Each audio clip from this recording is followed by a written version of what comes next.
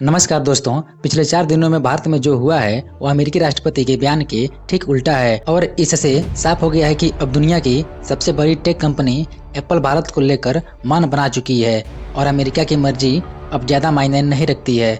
America के राष्ट्रपति Donald Trump ने हाल ही में बयान दिया था कि एप्पल को भारत छोड़कर अमेरिका में आईफोन का निर्माण करना चाहिए ताकि अमेरिकी लोगों को रोजगार मिले और वहाँ की अर्थव्यवस्था मजबूत हो। लेकिन इस बयान के ठीक उल्टा एप्पल के मुख्य मैन्युफैक्चरिंग पार्टनर फॉक्सकॉन ने भारत में 12,800 करोड़ रुपए का बड़ा निवेश कर दिया है। फॉक्सकॉन ने सिंगापुर में अपने यूनिट के माध्यम से तमिलनाडु स्थित ह्यूज टेक्नोलॉजी प्राइवेट लिमिटेड में यह भारी निवेश किया है।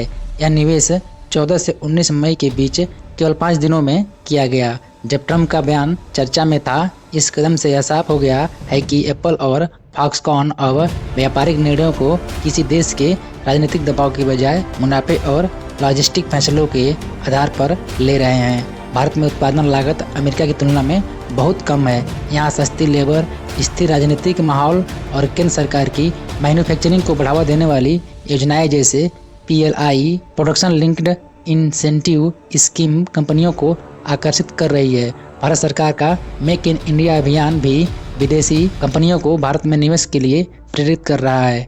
एप्पल के CEO टिम कुक ने पहले ही साफ किया था कि इस साल जून तिमाही में अमेरिका में बिकने वाले ज़्यादातर आईफोन्स भारत में बनाए जाएंगे। इससे यह स्पष्ट हो गया है कि भारत अब एप्पल की ग्लोबल मैन्युफैक्चरिंग रणनीति का एक अहम हिस्सा बन चुका है।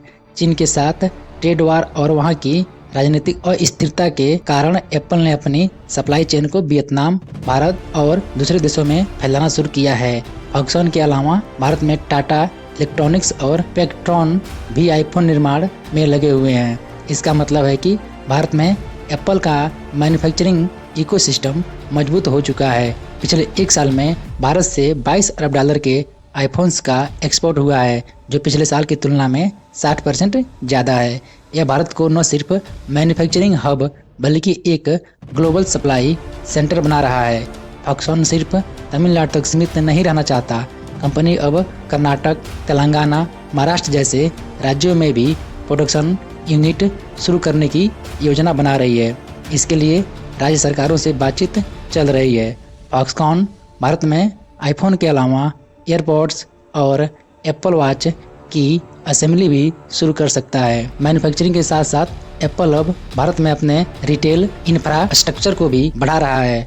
मुंबई और दिल्ली में स्टोर्स खोलने के बाद अब बेंगलुरु, हैदराबाद, अहमदाबाद जैसे शहरों में नए स्टोर्स की योजना बनाई जा रही है। एप्पल को यह समझ में आ गया है कि भारत में न केवल मैन्युफैक्चरिंग हब है बल्कि एक बड़ा कंज्यूमर मार्केट भी है, जहां आईफोन की मांग लगातार बढ़ रही है। अमेरिका में लेबर महंगी है, उत्पादन धीमा होता है और राजनीतिक अस्थिरता भी चिंता का विषय है। ट्रंप के बार कहने के बावजूद एप्पल ने अमेरिका में आईफोन बनाना शुरू नहीं किया। एप्पल ने अमेरिका में $500 अरब खर्च करने और नौकरियां देने का वादा किया था, लेकिन अब तक वहां एक भी आईफोन नहीं बना है। इससे साफ है कि कंपनी की प्राथमिकता भारत और वियतनाम जैसे देश बन चुके हैं।